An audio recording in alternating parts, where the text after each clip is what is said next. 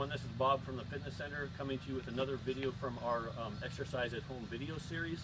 I'm here in a local park because the video that I want to do today wouldn't really work that well in my home, and my daughter is here with me, and it's supposed to be 96 degrees today, so we're here at 8 o'clock in the morning to try and get this done. The lawnmowers are down over there, so you can probably hear that a little bit in the background, so I apologize for that, but we're just going to have to make this work.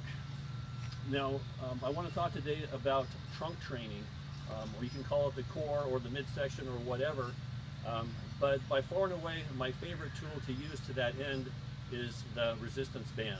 Now this is a 41-inch continuously looped flat band that's available from resistancebandtraining.com. I don't get any money for saying that, but I just happen to think this is a really quality product. As far as the stretch quality and the durability, there's really nothing better than this as far as I'm concerned. There's other good products out there. Stoops Fitness has a really good quality product too. In our newsletter this week, the email newsletter, there's a link to a band package that you can get from Stoops Fitness, so you can check that out if you want to. But both of these products are a really good place to start. Again, I happen to prefer these, but you can kind of go with that, whatever you want. Now, when we talk about trunk training, we really need to start with stabilization. The way the trunk works in function in our daily lives is to stabilize. It stabilizes our pelvis, it stabilizes our rib cage, our low back, so that our limbs can function more powerfully and effectively. And one of the ways we would typically do stabilization would be to maybe get down on the ground. I'm not going to do that because there's cement right here, but maybe to do a plank, and a lot of you are familiar with planks. But the really cool thing about bands is that we don't have to get on the ground. We can actually do this standing, and can really essentially do a plank in standing. So before we get going, I want to go ahead and show you the setup I have for these exercises. Now this is what's called a band utility strap, and it comes. You can get this also at the resistanceband.com website, and it works for things like poles like this. Now I wouldn't necessarily need that because it's fairly small and it's fairly smooth, but I want to keep from damaging my bands. So I am using it right now. I've got another band attached to it with this, which is a little bit heavier than this red one. But this also works for connecting into doorways at home. Works very well for that. So this is again another thing that I would recommend if you purchase the resistance band training.com bands. And Stoops Fitness has their own anchoring system. But so I've got this set up. I've also got a handle on this one that you can get from the same website, resistancebandtraining.com. Have another band again hooked up. This is a little heavier, but I'm gonna go ahead and use the red one. It's a little bit lighter, just for purposes of demonstration.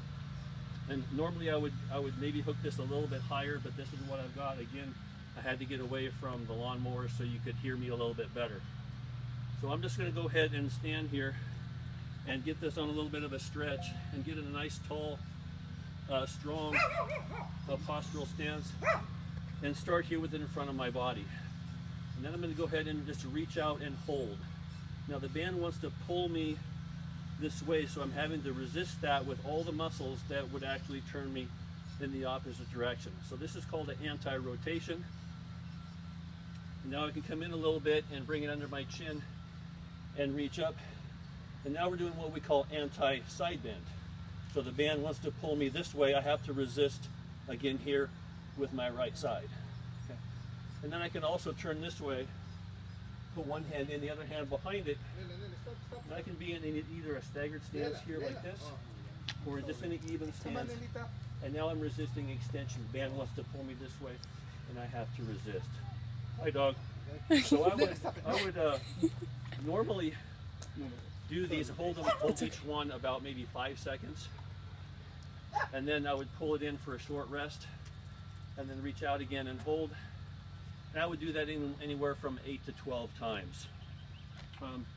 And the way I could progress this in terms of resistance would be to either step out farther with my band, or I can actually go to a more resistant band, to a bigger band, and go ahead and do it that way.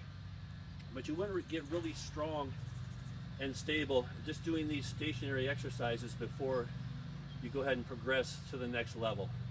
This is Bob again. We want to take our trunk training now up to another level, and the way we're going to do that is to add in some movement. We're going to do the same exercises, but now add in a little bit of movement, so now the trunk has to stabilize while something else is happening.